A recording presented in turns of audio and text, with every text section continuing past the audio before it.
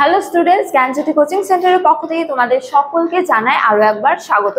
তো স্টুডেন্টস, আজকে আমরা যে বিষয় নিয়ে আলোচনা করব তা তোমরা দেখতেই পাচ্ছ, তা হলো কি পাল রাজা গোপাল নিয়ে। ঠিক আছে, তো আলোচনা শুরু করার পূর্বে বলে রাখি যে তোমরা যারা বিইউ অর্থাৎ বর্ধমান ইউনিভার্সিটির অন্তর্গত বিভিন্ন কলেজগুলোতে পড়াশোনা করছো, বিশেষত তোমরা যারা ফোর্থ সেমিস্টারে রয়েছে, তো তোমাদের যাদের ফোর্থ সেমিস্টার মেজর হিস্ট্রি রয়েছে তার পেপার 5 এর খুব গুরুত্বপূর্ণ একটি টপিক নিয়ে আমরা আজকে আলোচনা করব।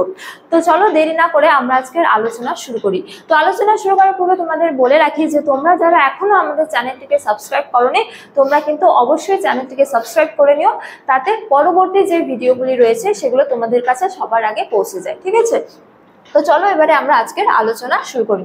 তো দেখো, পাল রাজা ও গোপাল, ঠিক আছে, তোমাদের থার্ড ইউনিটের একটি গুরুত্বপূর্ণ টপিক। তো দেখো, এক্ষেত্রে বলা হয়েছে পাল রাজা গোপাল সম্পর্কে যে পাল বংশের প্রতিষ্ঠাতা ছিলেন পাল রাজা গোপাল। ঠিক আছে, তো বলা হয় যে বাংলায় যে পাল বংশের প্রতিষ্ঠা করেছিলেন তিনি হলেন পাল রাজা গোপাল, এবং তার নাম অনুসারেই এই রাজবংশের কি নাম হয়? পাল বংশ। ঠিক আছে, তো পাল বংশের প্রতিষ্ঠাতা কে করেছিলেন? পাল রাজা গোপাল। ঠিক আছে, তো দেখো এবারে আমরা আলোচনা করব যে তার সম্পর্কে যে তথ্য জানা যায়, সেই তথ্য জানার জন্য কোন কোন উপাদানগুলি আমাদের সাহায্য করে।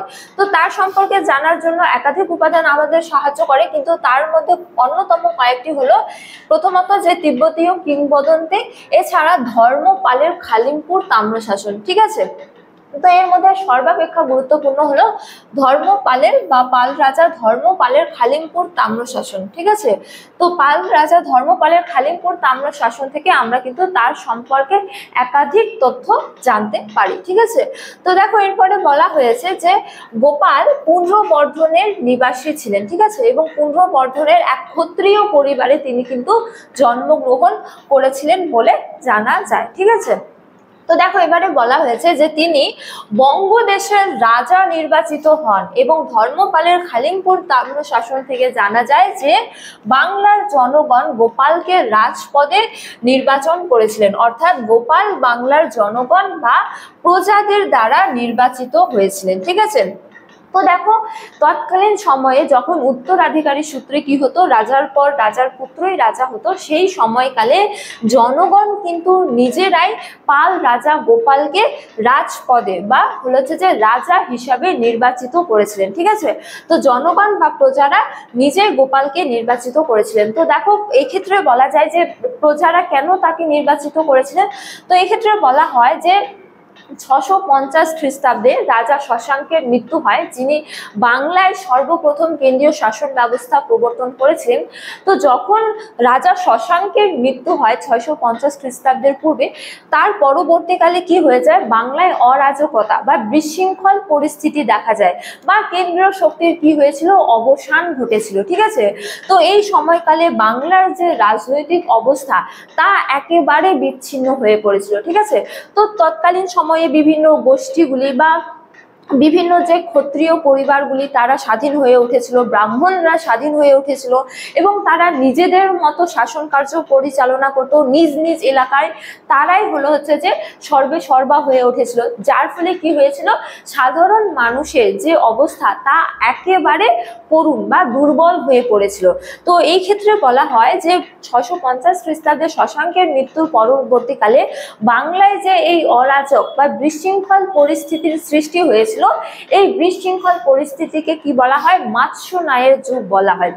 ঠিক আছে, এবং এই যে মাৎস্যন্যায় যুগ, এই মাৎস্যন্যায় যুগ বাংলায় দীর্ঘ 100 বছর ধরে বিরাজমান ছিল, এবং পরবর্তীকালে 650 খ্রিস্টাব্দে পাল রাজা গোপালের উত্থানের মাধ্যমে কি হয়ে যায়, এই মাৎস্যন্যায় যুগের অবসান ঘটে, এবং বাংলায় কি হয়ে যায়, পাল বংশের প্রতিষ্ঠা হয়ে যায়। ঠিক আছে, তো সুতরাং বলা যায় যে এই যে পাল রাজা গোপালের উত্থান বাংলা তথা সমগ্র ভারতবর্ষের ইতিহাসে কিন্তু এক গুরুত্বপূর্ণ ঘটনা। ঠিক আছে, তো পাল রাজা গোপাল কি করে ক্ষমতায় এসেছিল, তিনি মাৎস্যন্যায় যুগের অবসান ঘটিয়ে ক্ষমতা অর্জন করেছিলেন। ঠিক আছে, তো দেখো এরপরে বলা হয়েছে যে গোপাল প্রথমে বঙ্গদেশের রাজত্ব করতেন, ঠিক আছে, এবং পরে তিনি মগধ জয় করেছিলেন বলে জানা যায়। ঠিক আছে, অর্থাৎ তিনি তার সাম্রাজ্য বিস্তার করেছিলেন বলেও জানা যায়।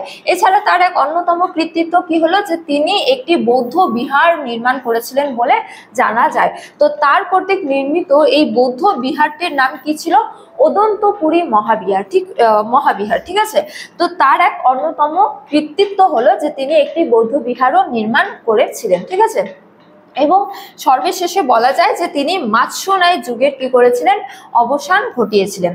তো পাল রাজা গোপাল সম্পর্কে জানা গেল যে তিনি 750 খ্রিস্টাব্দে মাৎস্যনায় যুগের অবসান ঘটিয়ে বাংলায় কি করেছিলেন, বাংলার যে রাজনৈতিক ক্ষমতা দখল করেছিলেন এবং বাংলায় কি করেছিলেন, পাল রাজবংশের সূচনা করেছিলেন।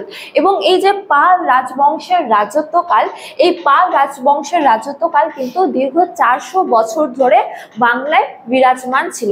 এবং এই পাল বংশের রাজত্বকালেই বাংলা সামাজিক, সাংস্কৃতিক, রাজনৈতিক সমস্ত দিক থেকে কিন্তু চরম বিকাশ লাভ করেছিল। ঠিক আছে, সুতরাং বলা যায় যে বাংলা তথা ভারতবর্ষের ইতিহাসে গোপালের উত্থান তথা তার হাত ধরে যে পাল বংশের উত্থান ঘটেছিল তা এক গুরুত্বপূর্ণ ঘটনা। তো স্টুডেন্টস, এই ছিল আজকে আমার পাল রাজা গোপাল সম্পর্কে আলোচনা। তো ক্লাসটি শেষ করার পূর্বে তোমাদের একটা ছোট্ট ইনফরমেশন দিয়ে রাখি। তোমরা স্ক্রিনে দুটো নাম্বার দেখতে পাচ্ছ, এই দুটো নাম্বার হলো 6295916282, এছাড়া 7076398606।